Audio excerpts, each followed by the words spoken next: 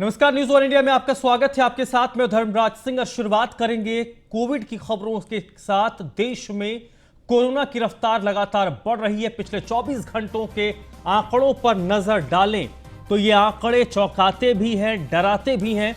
पिछले 24 घंटे में कोरोना के रिकॉर्ड 2,45,000 नए केस रिपोर्ट किए गए हैं। मंगलवार के मुकाबले बुधवार को 52,000 ज्यादा केस सामने आए हैं और इसमें सबसे ज्यादा महाराष्ट्र में 46,723 नए केस रिपोर्ट किए गए हैं, जबकि देश की राजधानी दिल्ली में 27,561 नए केस रिपोर्ट हुए हैं। पिछले 24 घंटों की स्थिति है जब तकरीबन 200 दिनों के बाद सबसे ज्यादा एक्टिव केस की संख्या हो गई है।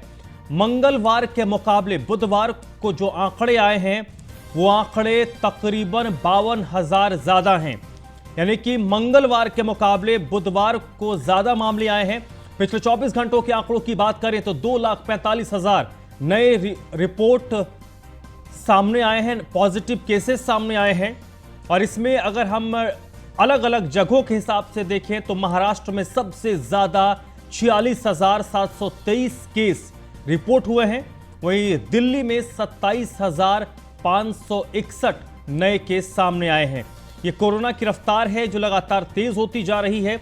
ये तीसरी लहर है, ये थर्ड वेव है और इस थर्ड वेव से पूरा देश इसकी चपेट में है।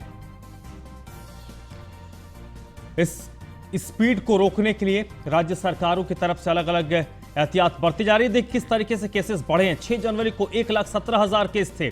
7 जनवरी को यह आंकड़ा बढ़ता है और 1,42,000 केसेस हो जाते हैं। 5 जनवरी के दिन ये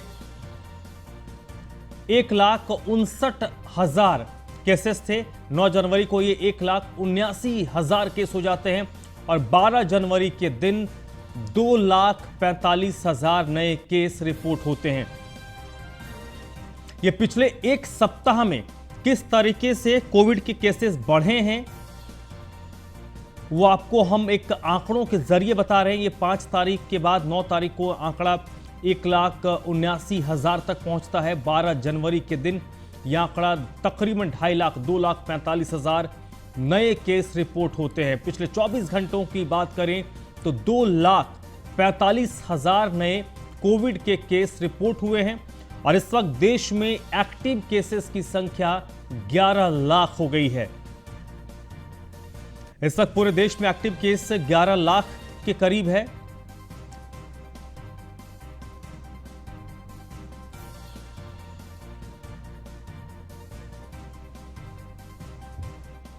वहीं उत्तर प्रदेश की बात करें तो उत्तर प्रदेश में भी कोरोना की रफ्तार तेज हो गई है। पिछले 24 घंटों में उत्तर प्रदेश में 13,681 नए केस सामने आए हैं। तो देश का कोई भी इलाका कोविड के इस रफ्तार से अछूता नहीं है।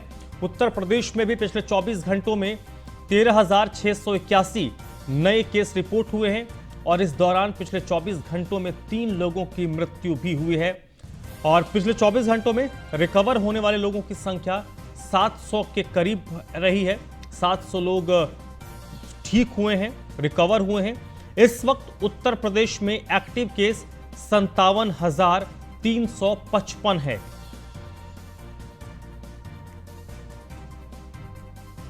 वहीं नोएडा की बात करें, गौतम बुद्ध नगर की बात करें तो गौतम बुद्ध नगर में 1992 नए केस सामने आए हैं। राजधानी लखनऊ की अगर बात करें 2,181 नए केस सामने आए हैं। गाजियाबाद में 1,526 नए केस रिपोर्ट किए गए हैं।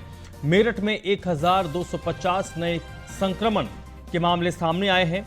आगरा में यह आंकड़ा 652 का है और मुरादाबाद में 559 नए संक्रमण के केस रिपोर्ट हुए हैं।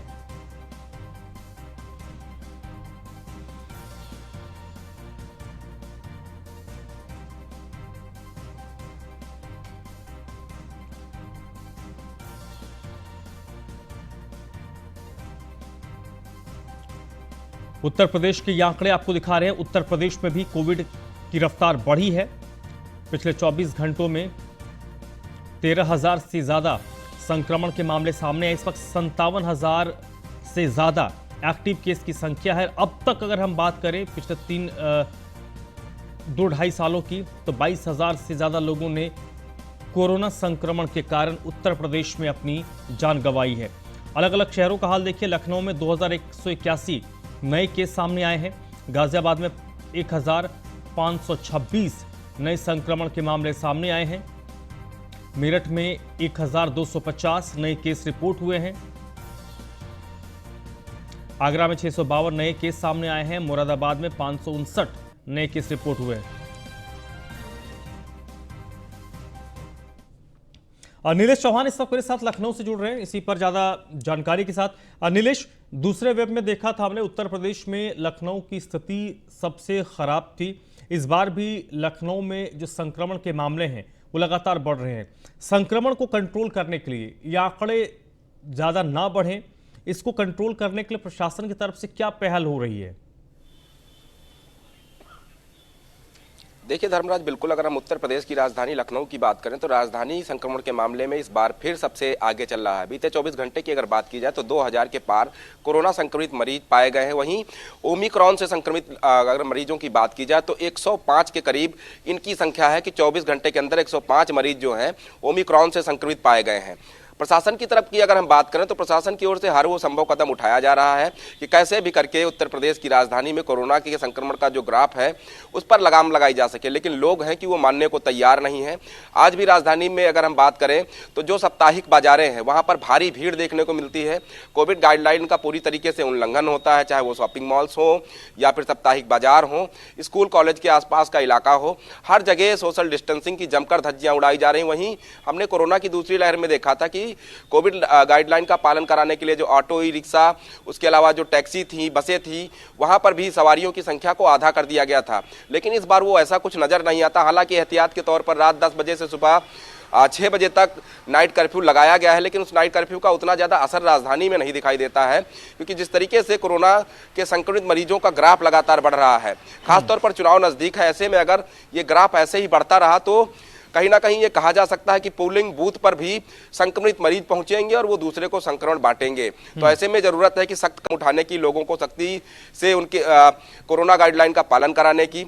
लोगों को खुद जागरूक होना पड़ेगा अगर वो नहीं चाहते हैं कि उत्तर प्रदेश में दोबारा से पूर्ण रूप से लॉकडाउन लगाया जाए। इसलिए लोग अगर जागरूक हो जाएंगे, कोविड-19 का जो नया वेरिएंट है ओमिक्रॉन, वो सबसे ज्यादा घातक बताया जा रहा है।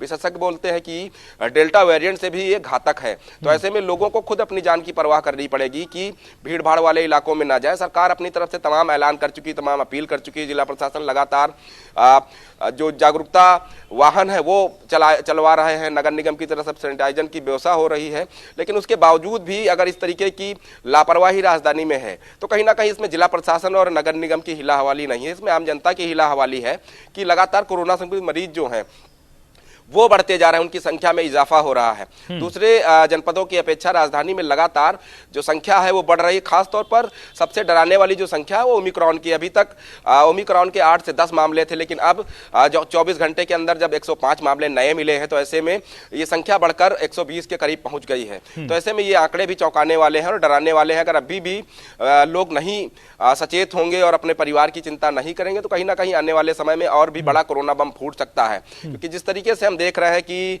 चाहे वो पर्यटन स्थल हो, हम लखनऊ चिड़ियाघर की बात कर लें, संडे के दिन हजारों की तादाद में वहां पर भीड़ होती, पैर रखने की जगह नहीं होती। ऐसे में जो चिड़ियाघर प्रशासन है उसको भी ध्यान देना होगा। अगर हम इमामबाड़ा के आसपास की बात कर ले तो इमामबाड़ा भी बाहर से घूमने वाले जो लोग हैं वो भी आते हैं, स्थानीय लोग भी वहां पर पहुंचते हैं, तो वहां पर भी काफी भीड़ देखने को मिलती है। तो ऐसे में सख्ती अपनाने की जरूरत है। अगर सख्ती नहीं की गई तो जाहिर सी बात है कि कोरोना की दूसरी लहर में जो दौर लखनऊ ने देखा और जो हमने सड़कों पर लाशें देखी, कहीं ना कहीं वो फिर से दोहराया जा सकता है। इसलिए लोगों को खुद सचेत होना पड़ेगा कि अस्पतालों में बेडों की कमी ना हो, ऑक्सीजन की कमी ना हो, कोई अपनों को ना खोए। इसलिए जो WHO की गाइडलाइन है उसका पालन करना बेहद जरूरी है। उसके अलावा जो जिला प्रशासन और स्वास्थ्य विभाग लगातार अपील कर रहा है कि जो 15 से 18 साल के बच्चे हैं जल्द से जल्द उनको भी वैक्सीन लगवा दी जाए। तो अभिभावकों को और जनता को इसमें सहयोग करना पड़ेगा। अगर वो सहयोग नहीं करते हैं तो परिस्थितियां 2021 वाली फिर से बन जाएंगी। चलिए नीलेश, आप मेरे साथ बने रहिएगा। तो ये लखनऊ की स्थिति है। लखनऊ में अगर स्थिति को कंट्रोल नहीं किया गया, आम लोग सतर्क नहीं होते हैं तो पिछले जो दूसरे वेब में अप्रैल के महीने में हमने देखा था, वही स्थिति रिपीट हो सकती है। दिल्ली की बात करें तो आज प्रधानमंत्री नरेंद्र मोदी ने कोरोना की वर्तमान स्थिति को देखते हुए एक बैठक बुलाई है और इस बैठक में प्रधानमंत्री राज्यों के मुख्यमंत्रियों के साथ वर्चुअली बैठक करेंगे। शाम को 4:30 बजे ये बैठक शुरू होगी, जिसमें राज्यों की स्थिति से प्रधानमंत्री को सीएम अवगत करवाएंगे और इसमें उत्तर प्रदेश और उत्तराखंड के मुख्यमंत्री दोनों ही शिरकत करेंगे। उत्तर प्रदेश के मुख्यमंत्री योगी आदित्यनाथ इस बैठक में वर्चुअली जुड़ेंगे। उत्तराखंड के मुख्यमंत्री पुष्कर सिंह धामी भी इस वर्चुअल बैठक में प्रधानमंत्री के साथ जुड़ेंगे। इसके अलावा देश भर के जो राज्यों के मुख्यमंत्री हैं वो प्रधानमंत्री के साथ शाम को 4:30 बजे इस वर्चुअल बैठक में जुड़ेंगे, जिसमें प्रधानमंत्री की तरफ से उनके राज्य में कोरोना के वर्तमान हालात को लेकर चर्चा होगी।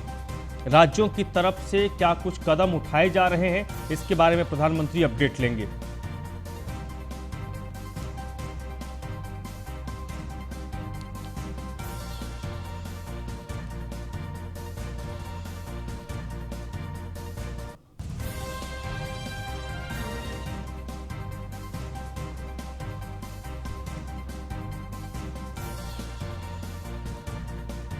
और इस वक्त मेरे साथ नीलेश लगातार बने हुए। नीलेश, आज प्रधानमंत्री के साथ मुख्यमंत्रियों की बैठक होने वाली है। उत्तर प्रदेश के मुख्यमंत्री भी इस बैठक में जुड़ेंगे।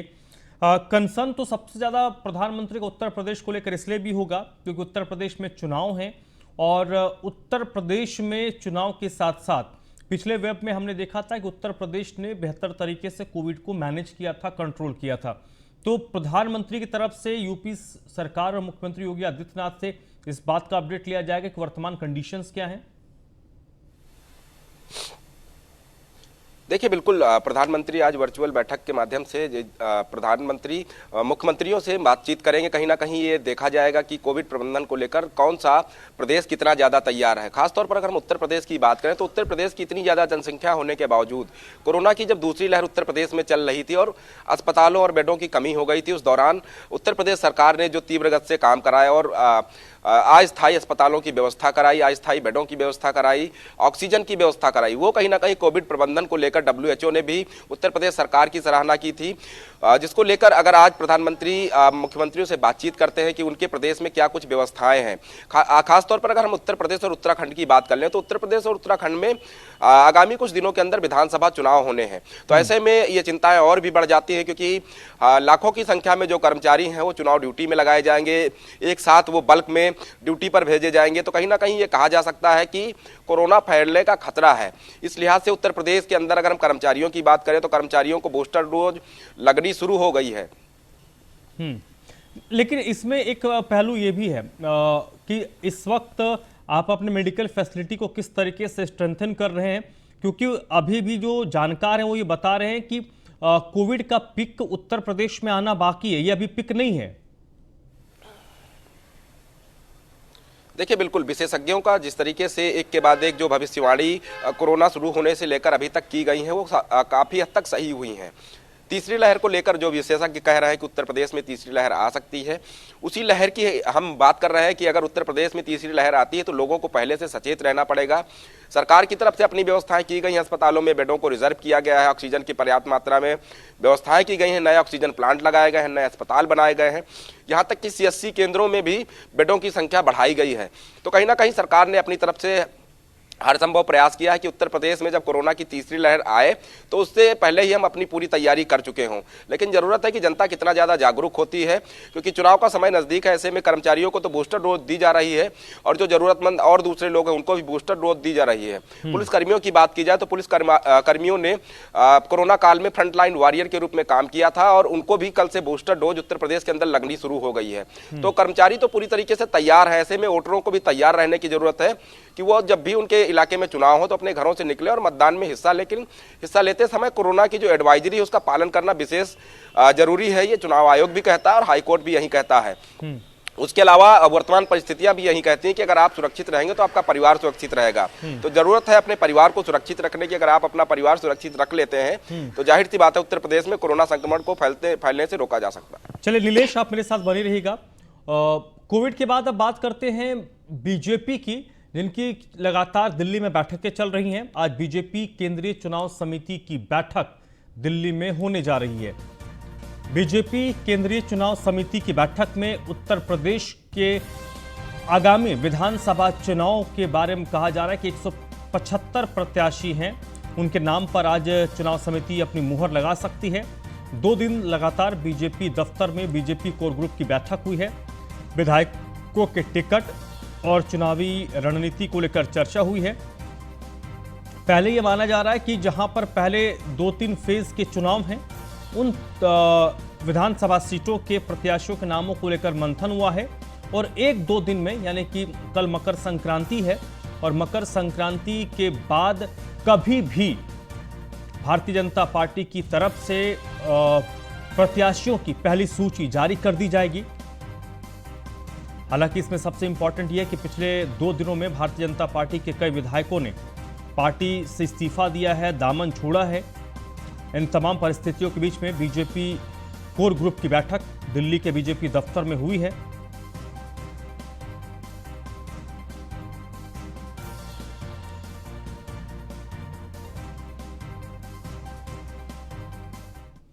नीलेश चौहान लगातार मेरे साथ लखनऊ से जुड़े हुए हैं। नीलेश, इंपॉर्टेंट भारतीय जनता पार्टी के लिए यही है कि जो स्थिति उत्पन्न हुई है पिछले 2 दिनों में, मंत्रियों के इस्तीफे से, विधायकों के इस्तीफे से, और अभी भी कई विधायकों के नाम चल रहे हैं क्योंकि बीजेपी तकरीबन 15-20% विधायकों के टिकट काटेंगी। तो जिन विधायकों के टिकट को काटा जाएगा उनको रोक कर रखना बीजेपी के लिए बड़ी चुनौती होगी, या फिर वो जब भीतराघात करेंगे उससे पार्टी को उबारना बीजेपी के लिए बड़ी चुनौती होगी?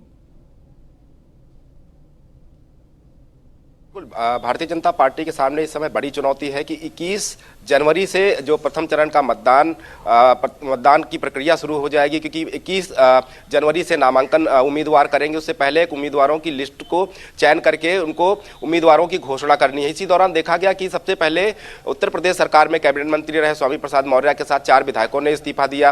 कल की बात करें तो कल दारा सिंह चौहान, जो कि उत्तर प्रदेश सरकार में मंत्री थे, उन्होंने इस्तीफा दिया। तो कहीं ना कहीं एक के बाद एक इस्तीफों का दौर चल रहा है, जो एक के बाद एक भारतीय जनता पार्टी को झटका लग रहा है।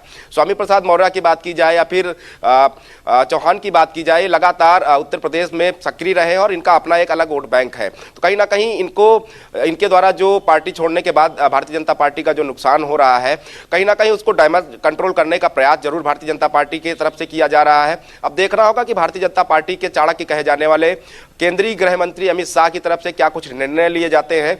अभी भी स्वामी प्रसाद मौर्य की तरफ से दावे किए जा रहे हैं कि 14 जनवरी को, यानी मकर संक्रांति के दिन, कई ऐसे मंत्री हैं, कई ऐसी विधायक हैं जो पार्टी को छोड़ेंगे और समाजवादी पार्टी में जाएंगे।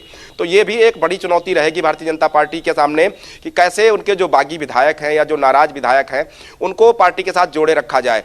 अगर 75 विधायकों के टिकट काटे जाते हैं तो टिकट काटने के बाद क्या भारतीय जनता पार्टी उन 75 विधायकों को अपने साथ जोड़े रखने में कामयाब रहेगी? अगर जोड़े रखने में कामयाब रहती है तो भारतीय जनता पार्टी कुछ हद तक डैमेज कंट्रोल करने में सफल हो जाएगी। अगर उनको नहीं जोड़े रख पाती है तो कहीं ना कहीं आगामी चुनाव में इसका नतीजा देखने को मिलेगा। जो 75 विधायक जिनके टिकट काटे जाएंगे तो जाहिर सी बात है किसी दूसरे पार्टी में वो जाएंगे और टिकट की मांग करेंगे। अब देखना होगा कि जब पहली उम्मीदवारों की लिस्ट आएगी तो उसमें कितने विधायकों के टिकट कटते हैं, कितने नए लोगों को शामिल किया जाता है, उम्मीदवार बनाया जाता है। क्योंकि जो प्रथम चरण के चुनाव होने हैं वो पश्चिमी यूपी से इसकी शुरुआत होगी।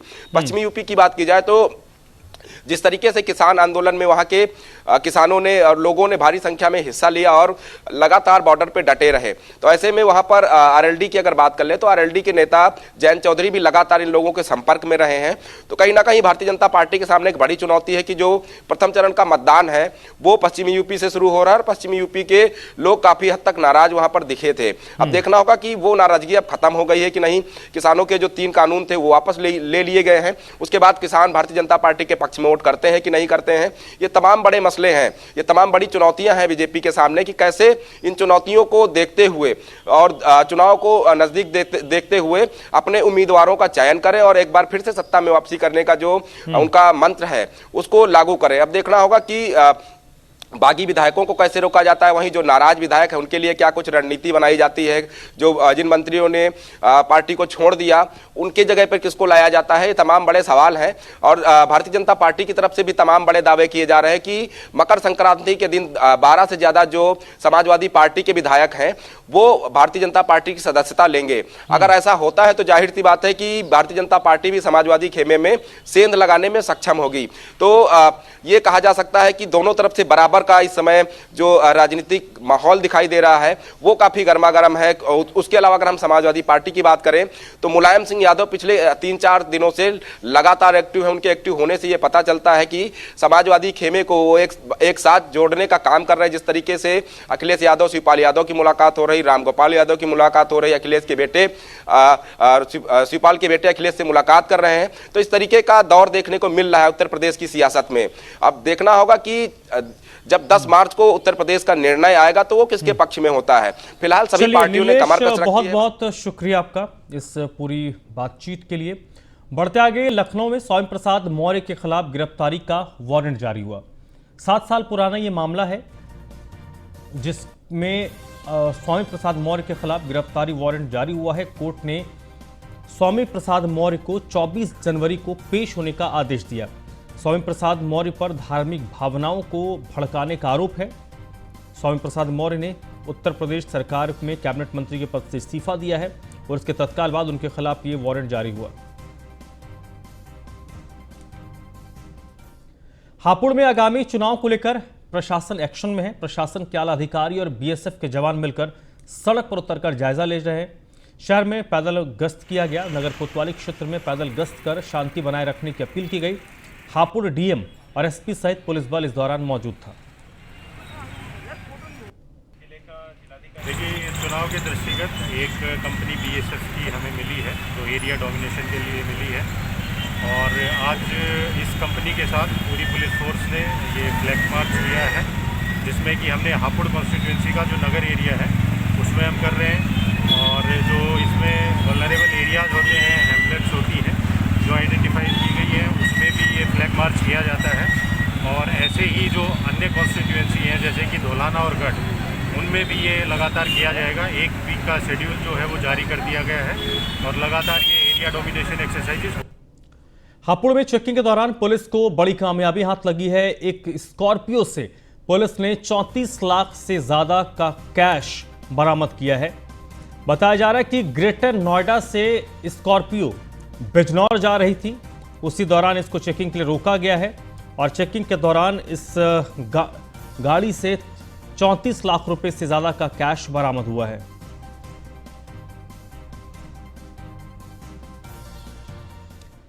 चुनाव की तारीखों के ऐलान के बाद सभी पार्टियां जनता को लुभाने में जुट गई है। बीजेपी के पदाधिकारी और कार्यकर्ता जनसंपर्क अभियान के तहत सिद्धार्थनगर जिले में भी लोगों के घरों पर जाकर उनसे जनसंपर्क कर रहे हैं। बीजेपी के कार्यकर्ता और पदाधिकारी लोगों से मिलकर मोदी और योगी की डबल इंजन सरकार की अब तक की गई जन कल्याणकारी योजनाओं से लोगों को अवगत करवा रहे हैं। साथ ही उनसे बीजेपी प्रत्याशी के हक में वोट की अपील भी की जा रही है। सिद्धार्थनगर जिला मुख्यालय के बुद्धनगर मोहल्ले में जनसंपर्क कर रहे बीजेपी कार्यकर्ताओं की एक टोली की अगुवाई कर रहे बीजेपी के नगर संयोजक अर्चिष्मान मिश्रा ने बताया कि पार्टी के निर्देश पर वे लोग केंद्र और उत्तर प्रदेश की बीजेपी सरकार द्वारा किसी भी योजना से लाभान्वित परिवारों के घरों पर जाकर उनसे जनसंपर्क कर रहे हैं। और हम लोग लाभार्थी संपर्क अभियान के अंतर्गत भारतीय जनता पार्टी की केंद्र और प्रदेश सरकार ने 36 योजनाओं के तहत जिन जिन परिवारों को लाभ दिया है, लाभार्थी परिवारों के पास जा करके हम अपनी बूथ अध्यक्ष और मंडल के पदाधिकारियों के साथ संपर्क कर रहे हैं, चुनाव आयोग की गाइडलाइन का पालन करते हुए। हमीरपुर सदर से बसपा प्रत्याशी ने ऐलान किया है कि 22 के चुनाव के लिए बसपा ने प्रत्याशी घोषित किया है। हमीरपुर सदर से रामपुल निषाद को प्रत्याशी बनाया गया है। जोनल कोऑर्डिनेटर लाला राम अहिरवार ने इनके नाम का ऐलान किया है। रामपुल निषाद एक बार जिला पंचायत के सदस्य रह चुके हैं और इस ऐलान के बाद कार्यकर्ताओं और पदाधिकारियों ने उनका स्वागत किया।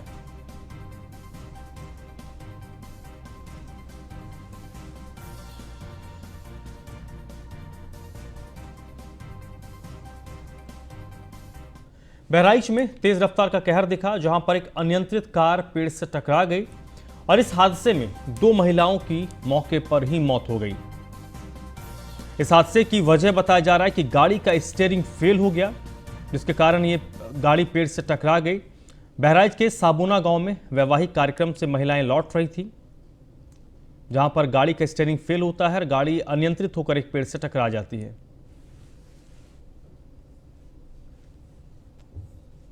इस बुलेटिन में फिलहाल इतना ही।